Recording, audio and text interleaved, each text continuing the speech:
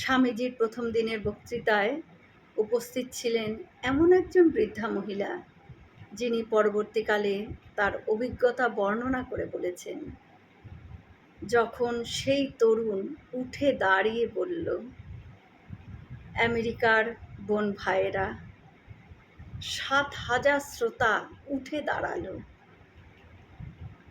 এমন কোনো কিছুর প্রতি শ্রদ্ধা জানাতে, যা তাদের পক্ষে ভাষায় প্রকাশ করা সম্ভব ছিল না হয়তো।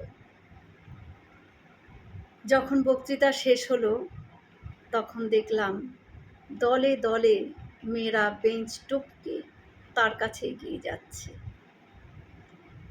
আমি তখন মনে মনে বললাম, বাছা, যদি তুমি এই আক্রমণে মাথা ঠিক রাখতে পারো, তবে বুঝবো তুমি নিঘাত ভগবান। এই ধরনের আক্রমণ এরপর থেকে তার প্রতিদিনের অভিজ্ঞতা হয়ে দাঁড়িয়েছিল।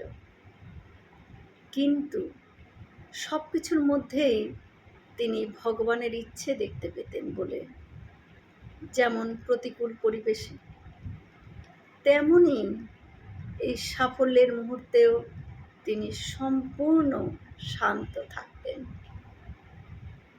জয়তু স্বামীজি।